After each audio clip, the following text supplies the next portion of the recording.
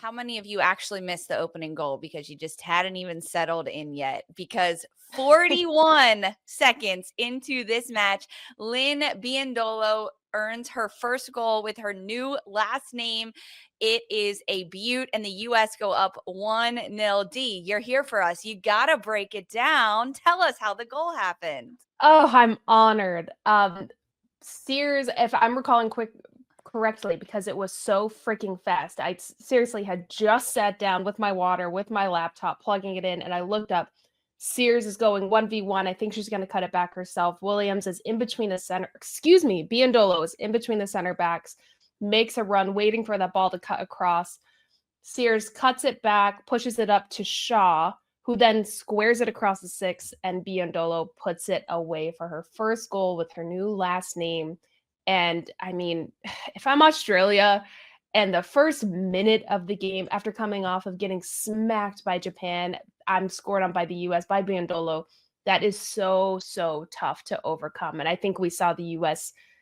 really benefit from Australia just lacking the confidence after that. But it was a really good statement start. Again, I think people are coming at me in the comments for saying Sears had a good game. I really think she did. Ellie Carpenter is one of the best outside backs in the world, in my opinion. I would say top 5.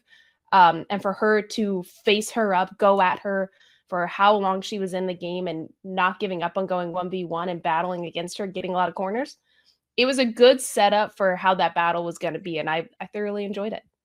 I'm honestly shocked anybody would say Emma Sear didn't have a good game. Like, those boots were sticky. She was carving into space. She was on the end of balls. She was sending them over too. Like, she was doing a significant amount of work on that left side, with Crystal Dunn even feeding her. I thought she was doing exactly what you expect based on what she does for club, for this national team. And she's smart about it. Like, her body movements on and off the ball. And she doesn't back down. I love the fight in Emma Sears. I would argue that this wasn't Sears' best game by any means. She's not comfortable on the left side, going up against Carpenter, not also playing with players around her that weren't her best. I mean, Sears had a fine game. I don't think it was anything special or to write home about. But to be fair, I don't think anyone had a special game on the U.S. today. I mean, there's not a player that I'm like, oh, they were. Yeah. That I'm thinking, oh, we're standout. I think Sears was effective. Was anybody super clean on the ball today or looking like they were totally informed? No. It's also preseason for a lot of these players. True. But for Sears to go in and say, despite all of that, I'm still going to go 1v1 against Ellie freaking Carpenter, the starter for Lyon, Champions League winner, Matilda, like decorated player, as young as Sears is, it was impressive to me. I think Claire Hutton was more impressive in this performance than Emma Sears. I was impressed with Claire Hutton in the midfield, considering this is her first camp. She is young. It was her first start. She's also playing alongside 2 other players in the midfield that don't typically play there. I mean, Corbin Albert has time there, but also Jaedyn Shaw, who was trying to prove herself. It was a little bit like every man for themselves in trying to prove themselves, where if you have someone that is, I'm going to use light quotes, on the A team, a Sam Coffey in the midfield, a Lindsay Heaps, it gives that much more support to Claire Hutton. She didn't have that. And she was sitting directly in front of the center backs, much lower in the 6 than she played at Kansas City than she's used to. And it was clearly a different role being asked of her. But there were times when she found calmness on the ball in the chaos centrally in the midfield, when if she didn't have that calmness, I don't think we would fault her for it. But she did. I think she outplayed Sears. If we're just talking like first half performance, looking at the 11 that started. I will cop to having an attacker bias. I will wave that flag high, like put them all out front. I just think that with the way that things didn't progress in the midfield, I think I discount her a little bit. Again, it's not Hutton's fault. It's just that I felt like Corbin basically was doing cleanup work, and then so was kind of Hutton. There wasn't really anything, and I felt like that was why things were dying a little bit in the midfield for a while. It wasn't the most balanced midfield by any means. What do you think, Dee? We can't hear you. Unmute, mama. Oh, no, sorry, I coughed. I didn't want to pull Sandra and cough on the mic, but I was not impressed with the midfield. I don't think it was a setup or maybe the personnel that would get the best out of Claire Hutton, Corbin Albert, or Jaedyn Shaw, frankly. Do I think anyone had a bad game? No, but I don't think anyone was stand out because you have two players, Albert and Hutton, who do play similarly. They like to check back. They like to swing the point of attack. They're not going to be the ones to ping those balls forward, but it clogged so much of the space. And because of that, Sams and Davidson were the players that were really distributing the ball the most. They were the ones playing those balls over the top, switching the point of the attack, taking those really, really big switches that let the U.S. reset, let Sears and Thompson a little bit go 1v1. I'll say another player I was impressed. Actually, let me just say this for the whole team, because it was such a change up of chemistry, of a different ask, because the forwards you have on your front line, they're not going to be the ones that typically want to check back into the pocket all the time. They want to go 1v1, isolated. Those are their strengths. It was a big change up. I think I'm most impressed by this U.S. squad out of how everybody reacted when the ball was lost. There was a lot of poor giveaways, especially in the middle of the pitch. Rarely did the second pass actually make it out. And if it did, it wasn't necessarily a pretty pass. But the reaction of everybody, especially the two Thompson sisters, to me, was very impressive. Because if you can overcome those mistakes that you're making, or a pass that's not directly to you, or a poor touch, and get the ball back and at least maintain possession, that's a win for me. Everything else is going to calm down with nerves. Those players are there because they're impeccable with their touches, how technical they are, their tactics. I can't imagine going into a match like that without having played with a lot of each other. But I think the reaction is what's really encouraging with this Hayes squad that she lined up today. Hayes definitely gives them confidence to play, right? And I think that is shown because of the lack of changes that she makes, right? The lack of instruction that we really see coming from her. She has full confidence in her players, which when you're a player and you know that your coach fully believes in you and trusts you to do your job, no matter how chaotic or uncomfy you might feel on the pitch, you at least have that in your back pocket. Like, okay, I know she's not going to pull me in the 30th minute despite not getting on the ball or not finding any spaces, but it was clunky. This first half was a bit clunky. I want to talk about Jaedyn Shaw in this midfield, though, because we got to see her for a couple minutes at the end of the Colombia match, and then she starts in the attacking midfield number 10 role where she wants to play. How do we rate her performance, specifically in this first half when it was with a lot of new people around her and there's a lot of growing pains in the first 45 minutes? How do you rate how Shaw performed in the 10? I think she came in really strong, right? That from that jump, 45 seconds in, helping with that Lynn Biyendolo goal. And then again, that first one, she came in from the left. The second one, I believe she came in from the right, and that ended up being the goal that ended up getting called offside by Lynn. She was doing a lot of work up front. I feel like it petered for me as the game drew on. But I think that also could have been oh my God, hello. English is my first language. A symptom of some of that disjointedness around her as well. But I think giving her the freedom, the movement that she had was great, even trying to get on the ball and getting shots off.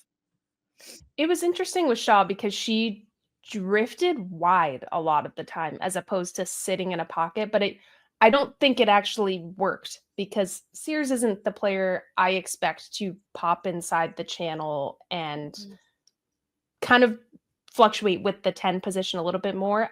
And it was interesting listening to the broadcasters. They said, Hayes mentioned at halftime, we need Shaw in the middle of the park more. We need her getting on the ball and turning and dribbling.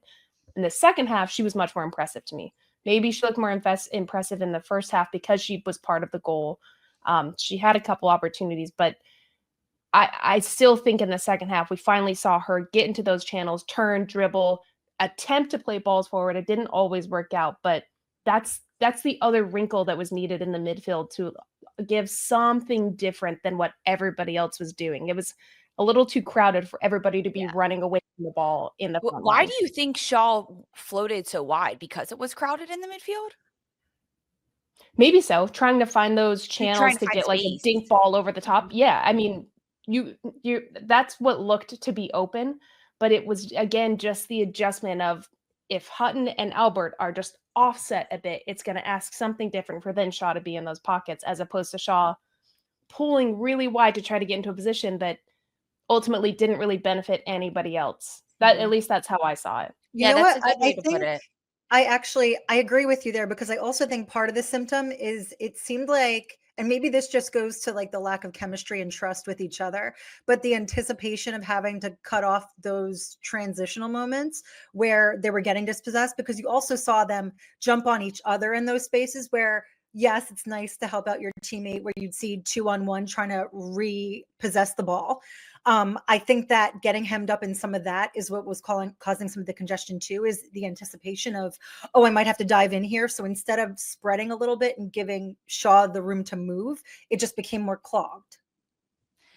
Jaedyn Shaw, I feel like, was given the role of like, you're our band-aid person at times. Like when I feel like Yes. every time someone got the ball, they were trying to go 1v1. I don't know. It was very individualized the first 45 minutes. And Shaw was always the person that was like, okay, I'm gonna be here to support you. And then it was like, help, hospital ball given to Shaw, a little outlet pass. I'm just gonna flick it to her, save me from being double teamed. It felt like that, D. No, it did. It felt like, oh, one too many touches here. And you throw the ball at her. Yeah, again, it was just the disjointedness, but I understood the game plan, because when you play with a Biyendolo up top, you have Sears, you have Thompson. Those are all such quick paced players that if you're a back line, Lisa, I know you were a defender. If you're in that back line, you're thinking, oh my God, okay, I need to be 4 steps ahead. Drop. If it's Biyendolo, I better be 7 steps ahead. And she's still probably gonna make me kick the ball out of bounds just because she gets there so quickly. So I think with the US trying to stretch, they just needed Shaw to maybe sit a little bit more. Yeah, And that's a good point. figure out a way to get that, as opposed to everybody kind of taking off and trying to get those or get on the second pass, because Australia did good cleaning up at times. It wasn't pretty, was not pretty. I can admit that, but they did a good job shutting it down for the most part. So with those 3 front runners that we're talking about, Emma Sears, Lynn Biyendolo, and Alyssa Thompson, they are quick. They are players that want to get in behind. Should they play together, or no? Should you have another forward on the front line that wants to drop a little bit deeper into the midfield? I think with Sears and Thompson, you are looking for them to add that to their game. Okay, so it's more of I think the growth. that's what this match was. I think putting all these players in, it was so uncomfortable. You could see it. A lot of missed touches, missed passes, a lot of nerves. Some players grew into the game, some players didn't. It takes a minute. It takes a minute, but this is a huge opportunity that I think players, if you look at the US squad 5 years ago, would have never gotten a chance to start an 11 like this. True. Ever. So It's to get this under opportunities. your belt and have 90 minutes or 60 minutes of film to go back and say, hey, you all ran away from the ball here. Sears, here's where you can pop into a channel. Shaw, here's where you can do this. I mean, it's a big growth game for me. And I mean, hey, they still won. So how mad can we be? Exactly. They did still win. Guys, it was so uncomfy. Watching this games at times was so uncomfy. But I didn't ever think the US is going to lose. They're going to concede a bunch of goals. They're not going to. It felt fine, and that my confidence was fine in this group. I just like was closing one eye to be like, can we Even get when to they halftime? conceded that goal, you were still like, you were good. We got 10 minutes to go. I'm not worried. I was a little worried. I wasn't worried. I don't know. I I wasn't either. I think US has it in the bag. It was just Emma Hayes wanting it to be very, very uncomfortable. Yeah. And letting them figure it out. Can she consult us first before she makes us all uncomfortable again? Like, I need an emotional support animal for my emotional support animal if we're going to do this exercise again. There is growth in the uncomfortability. We saw it today. The U.S. grew. They go into halftime up a goal 1-0 thanks to Lynn Biyendolo in the 41st second. Can I say that? 41st second. Less than a minute into the game, she gets her opening goal. A Biyendolazo. U.S. up 1-0 at the half.